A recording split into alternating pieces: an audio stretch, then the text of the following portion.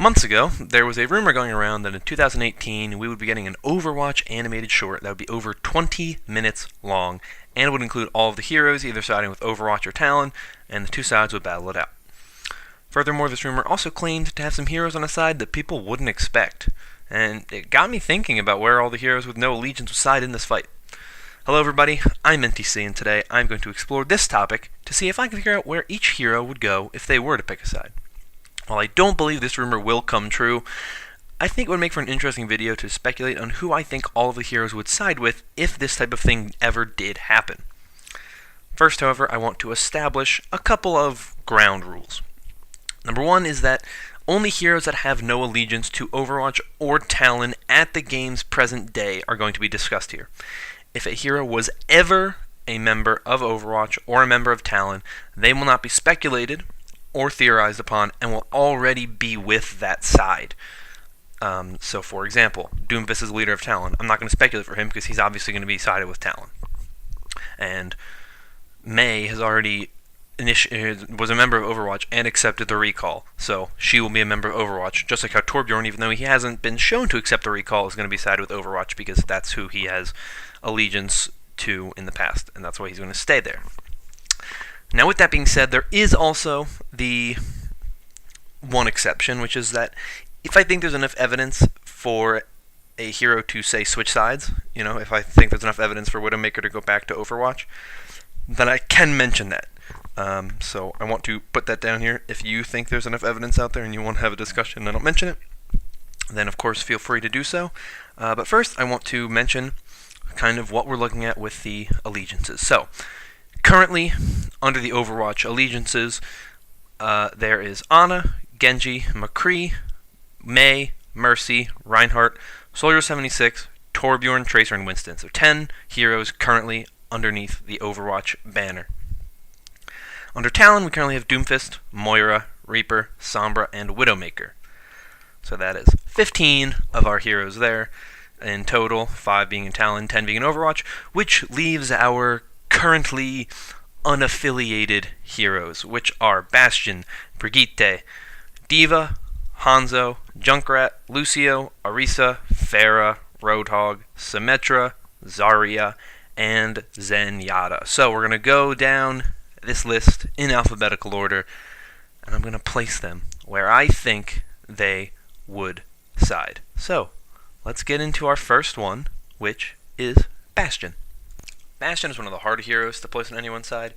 He is the last Bastion, which the Bastions were the main soldier that were used in the Omnic Crisis in fighting against the humans, and he is one that isn't actually a villain, really. He's peaceful. He doesn't have problems with humanity. He's kind of loves life, and he has an appreciation for what was his original enemy. So now that we see him under the care of Torbjorn, as we've seen in the comics, I wouldn't be surprised if Bastion, who I don't think would want to fight, but if he did, I have a feeling he would side with Torbjorn, who is now his protector, and would side with Overwatch in the fight against Talon. Up next, we have Brigitte, who is a very easy one to place down. Brigitte is the daughter of Torbjorn, goddaughter of Reinhardt, and she has made it her goal to protect Reinhardt, and she will basically make sure that he is always safe. Reinhardt has already accepted the recall. Of course, Brigitte is going to go with him and help him, and is going to fight against Talon as a member of Overwatch. Next up is D.Va. Now, D.Va is a very interesting hero to try to place because D.Va doesn't have a lot of lore. She may have the least lore of every hero in the game. We know very little about her. Her voice lines don't really tell us a lot about what she would want to do. So, it's hard to really place where she would go, but there are a couple things that maybe help us figure it out. One of the big ones is that, of course, she is a soldier. She fights against the Omnic threat on Korea. I think it's likely if any group were to embrace the use of Omnics to fight against people, it would probably be Talon. They have Maximilian as a leader. I think that D.Va would not want to work with people who are going against the world and the peace of the world. I think D.Va would likely not want to side with people who were breaching peace, which would be Talon in this case. But D.Va is also a big fan of May's work, which is revealed in an interaction that she has with May. May, I love reading your journal. I'm so jealous you get to go to all those places. So, I think when you put all the things together, there's nothing that really any one way screams D.Va for Overwatch or Talon, but I do think that at the end of the day, she would rather side with Overwatch than Talon. Up next, we have Hanzo, who is a very interesting one to me because I believe this rumor actually came about because of Hanzo. In the animated short Dragons, which is about Genji and Hanzo, Genji tells Hanzo that a time is coming and he is going to have to pick a side and he's going to have to join the fight. And that's the only time that there's ever been a mention in any kind of real content of this picking a side and joining the fight. So I wonder if that line kind of brought about this rumor. So when you think about Hanzo and picking sides, because he clearly has been told he has to pick a side by Genji, who is of course his brother, you think that he probably would want to side with the good. He'd probably want to side with Genji. There's a chance he'd want to side with Genji. But what's most interesting to me is that there are very, very, very clear interactions that Hanzo has with both Doomfist and Widowmaker that shows he does not have an interest in joining Talon. Talon could restore your family's empire. But at what cost? So, because of that, I think that it is very likely that if he were to pick a side, he would definitely join Overwatch, he'd join his brother, and he would not want to work with Talon. Up next is Junkrat and Roadhog. The two of them are pretty much the same in terms of their story. They're both international criminals. They're both murderers. They both do things that are not very, very good.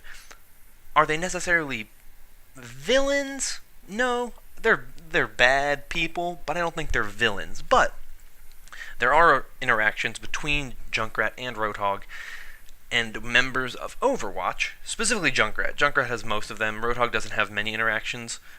Almost all of his are with Junkrat, but Junkrat himself has some interactions with members of Overwatch.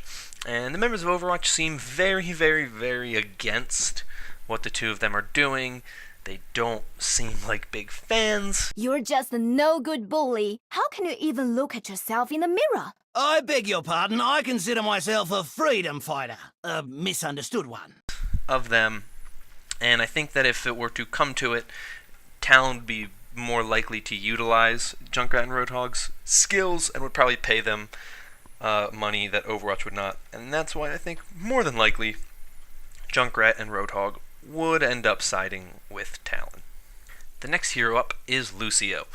Lucio was actually one of the reasons why I wanted to make this video, because with the anniversary event, he had 2 new interactions that were added that go more in depth as to why Lucio doesn't like the Vishkar Corporation. And as we know, the Vishkar Corporation has ties to Talon because of Sanjay Corporal. One of the inner council members of Talon is also a higher up in the Vishkar Corporation. So Lucio doesn't like the Vishkar Corporation because they patented tech that his father created. The tech that Lucio uses was created by his father, but patented by the Vishkar Corporation.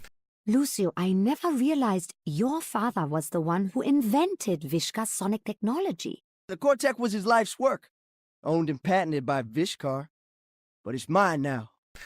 And seeing as Sanjay Corporal is a member of Talon, I don't think Lucio would want to side with the people that he really doesn't like. And I do think that Sanjay being a member of Talon will come out in the lore at some point before this event would happen ultimately, and I think that it's going to definitely push Lucio to the side of Overwatch. Up next, we have Orisa. Now, Orisa was created by Ify Oladel to protect Numbani from Doomfist, and just protect Numbani in general, but specifically from Doomfist after his attack on the Numbani airport. Ify bought a old OR-15 bot, rebuilt it, gave it that core that gives her a personality, and created Orisa. So, clearly, Orisa would not want to be on the side of Doomfist, because Ify would not want to have Orisa fighting for Doomfist. But also, in an interaction with Winston, Orisa mentions that Ify would be honored to meet a member of Overwatch. Tell Ify if she's ever in Gibraltar, she should look me up. Ify would be honored to be able to meet such an accomplished scientist and a member of Overwatch.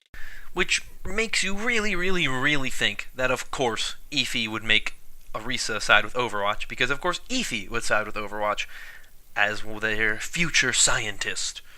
And that is why Orisa would end up on the side of Overwatch. Up next, we have Pharah.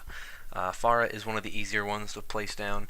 Her mother, Ana Omari, was a founding member of Overwatch, and Pharah's dream was always to join Overwatch. Unfortunately for her, the organization shut down before she had the chance to join it. And even though Ana actively tried to keep Pharah out of Overwatch, there is an interaction between the two where Pharah says, "Look, Mom, it was always my dream to join Overwatch." And Ana says, I didn't want this life for you. I wanted something different for you, but if that's the decision you want to make, I will support it because it's your decision. So in the event that this fight were to come up, of course, Pharah would side with Overwatch. Up next, we have Symmetra. Now, Symmetra has ties to the Vishkar Corporation, which, as I mentioned with Lucio, the Vishkar Corporation has ties to Talon. However, Symmetra's relationship with the Vishkar Corporation is not the same as, say, Sanjay Corporal's relationship. Symmetra's relationship with the Vishkar Corporation has become strained.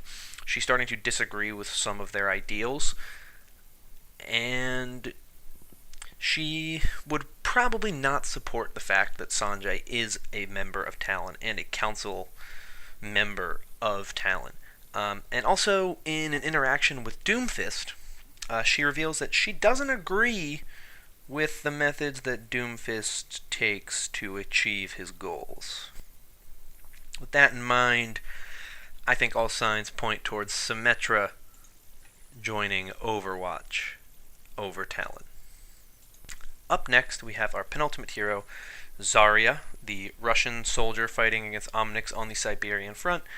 Zarya has also been hired as a hired gun, if you will, by Katya Volskaya to track down Sombra, find her, and eliminate her because Sombra threatened to reveal that Katya Volskaya actually uses Omnic tech in her creations. Now, Zarya, of course, wasn't a big fan of that, but she isn't anti-Katya Volskaya as a result of that. And as I mentioned before, I think Talon would be most likely to utilize Omnic soldiers in the fight because Maximilian would probably find that to be a relatively good expense because you can pay soldiers who are expendable and can actually die and never come back, or you can build bots and just keep building bots and keep building bots and keep building bots, and you're pretty much fine. So I think Zarya would most likely side with Overwatch because I don't think Talon would be very accommodating to Zarya's anti-Omnic sentiments. For our final hero, we have the Omnic monk Zenyatta, a former member of the Shambali, and Genji's teacher on how to accept the fact that you are now part Omnic. Zenyatta is a very interesting hero to kind of place in this because he teaches peace, and he teaches a connection between humans and Omnics, and you wouldn't really think of him as a soldier, someone who would fight against anybody, but if it were to come down to it, I believe he would, and if it were to come down to it, I believe he would side with Overwatch. He wouldn't want to side with the people who are promoting violence. He would want to side with Genji, who's his student and his best student, and I think he trusts Genji, and he would do what Genji wanted because he thinks that Genji knows what he's doing. So I think Zenyatta would side with Overwatch, and that is that. So now that I have gone through and given allegiances to all of the heroes of Overwatch, let's go through the two different organizations and tell you who's sided with who, just as a little refresher. So, on the Overwatch side, we have Ana, Genji, McCree, Mei, Mercy, Reinhardt, Soldier 76, Torbjorn, Tracer, and Winston as the original group. And the people who have now joined them are Bastion, Brigitte, D.Va, Hanzo, Lucio, Orisa, Pharah, Symmetra, Zarya, and Zenyatta. And on the Talon side, we have the original 5 members being Doomfist, Moira, Reaper, Sombra, and Widowmaker, with Junkrat and Roadhog joining their organization as hired guns. So, that is where I see the breakdown, if it were to break down. If you think that there are things that would change, if you think there are people who would be on different sides, let me know. I personally think that, for example, Sombra could leave Talon and join Overwatch. I don't think there's enough evidence to support that, because I don't think Overwatch would support Sombra's hacking, but I do think that if anyone from Talon were to switch sides, it would be Sombra. And if anyone on the Overwatch side were to switch, I think Bastion could potentially be hacked by Sombra to fight alongside Talon, but that's all speculation and a bunch of assuming that I didn't feel like was evidence enough to support that, so I didn't want to mention that as a possibility when talking about Bastion, but that of course could always happen. But if you have your own thoughts, your own opinions on where you think people would side in this, let me know in the comments down below. I'd love to have a discussion about it with you, but with that, I'm going to end this video off. If you enjoyed, consider liking and subscribing, and of course, as I said, comment down below with what you think about all of this, and I will see you all in the next video. Sayonara.